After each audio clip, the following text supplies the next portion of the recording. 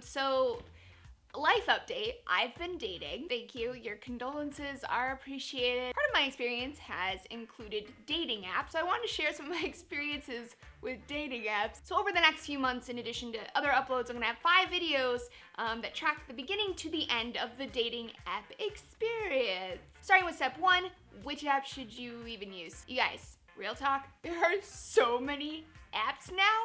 Back in my day, like the last time I used a dating app, there was only OkCupid, Plenty of Fish, and Match.com. 3 choices, children, that's all you get. Now it seems like there's an app for like literally everything. Here in LA, people are like, have you heard of this app, Tinder, Grindr, Finder, Minder, Winder? I think that the explosion of dating apps is actually really interesting. It is completely changing the way that we date, and the way that we relationship, and the way that we sex, and all of the things. Most of my experience with dating apps has been pretty positive. It falls on, bell curve. The way that I see it, these apps are a tool to meet like-minded people who I otherwise never would have crossed paths with, particularly not in a city so big as Los Angeles. And there's a little stigma, right? A little tiny taboo that still goes on with dating apps. People think it's not romantic, or maybe it's weird or desperate, or I don't know. I don't think it's any of those things. I think it's actually really efficient. I like efficiency, y'all. Get that shit done. I have only used OkCupid and Tinder so far,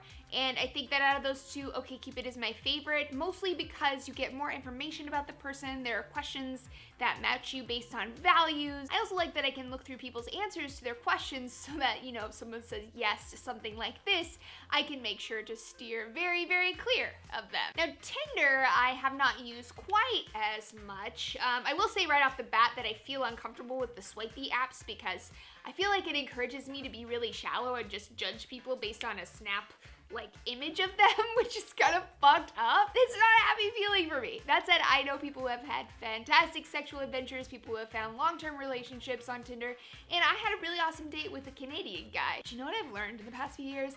Everything's better in Canada. I think the truth is, with patience and some social know-how, you can find a good date on any app that you use, but there are some apps that have features that might be better suited to what you're looking for. So here are my extremely generalizations about the general idea of each general dating app. OkCupid might be advantageous if you're looking for something that could possibly be a little more relationship-y. Tinder is great if you're more interested in something sexual and hookup-y, but those aren't exclusive categories. Grindr, if you're gay. I haven't used it, but most of these apps have same-sex options as well. There's Bumble. If you prefer an app where a woman initiates the conversation, it's been called the feminist Tinder. I haven't used it, I gotta try it out. I have 2 straight guy friends who love this app. It takes a little bit of the pressure off of guys who are always expected to initiate. Hinge matches you with friends of your Facebook friends, so if you want to kind of date in your own social circle. Match, eHarmony, anything that has a monthly subscription fee is going to have a slightly older crowd because it's paid. Christian Mingle, probably good for mingling if you're a Christian. Gay Date for all the Jews. Positive Singles, if you're HIV positive. There's also other websites for various STIs. Bernie Singles, if you're single and